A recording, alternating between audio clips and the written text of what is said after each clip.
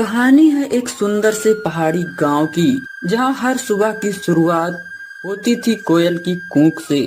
हर खेत से आती थी मिट्टी की सौंधी महक। यहाँ रहता था एक छोटा सा लड़का, आरव, जिसकी आंखों में सपने थे और दिल में जिज्ञासा। दादी, क्या सच में जादुई महल होते हैं जैसे आप कहानियों में सुनाती हैं? हाँ बेटा, होते हैं। लेकिन वो सिर्फ उन्हें दिखते हैं जिनका दिल सच्चा और इरादे नेक हों। अगर जादू सिर्फ नेक दिल वालों को दिखता है तो मैं जरूर देखूंगा। अब चाहे जितना भी लंबा रास्ता हो, मैं हार नहीं मानूंगा। दादी की वो बात आरव के मन में गूंजने लगी और उसने ठान लिया वो जादुई महल जरूर खोजेगा।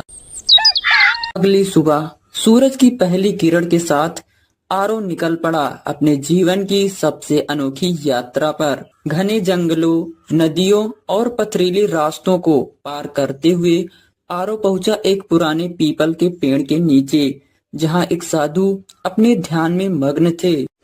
तू वही है ना जो जादुई महल की तलाश में निकला है? हाँ महाराज, मैं वही हूँ। महल तक पहुंचना आसान नहीं है।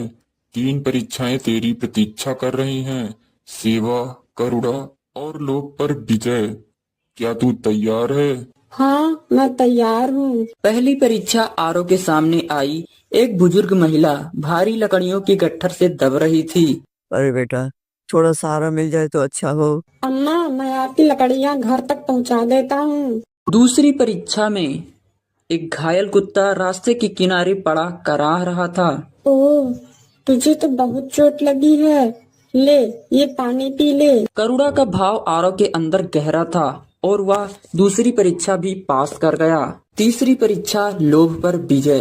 तीसरी और सबसे कठिन परीक्षा आई। सोने से चमकता एक गुफा, जहां बेशुमार दौलत बिखरी थी। ये सब बहुत सुंदर है, लेकिन मैं यहाँ दौलत के लिए नहीं आया हूँ।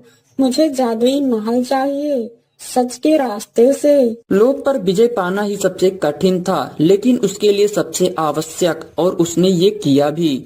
अब उसके आगे कोई रुकावट नहीं थी। जैसे ही वो ये सारी परीक्षाएं पास करने के बाद जब वो जंगल के आखिरी छोर पर पहुंचता है, तभी उसे दिखता है जादुई महल। आरव की आंखें चमक उठती हैं ये देखने के बाद। लेकिन तभी पीछे से आया एक शातिर चोर, जिसकी आंखों में केवल लालच था। जैसे ही वो सोने की मूर्तियों को चोरी करने के लिए महल के अंदर जाने लगा, महल को छूते ही उसे बहुत जोर का झटका लगा और वो वहीं मर गया। आरव ने झुककर मड़ी ली और खुशी खुशी अपने गांव लौट गया। गांव में जैसे ही उसने मड़ी गांव के बीच में रखी, सूखा तालाब भर गया, खेत लहराने लगे और हर चेहरे पर मुस्कान लौट आई। तू सच में मेरा बहादुर पोता है। तूने कमाल कर दिया बेटा।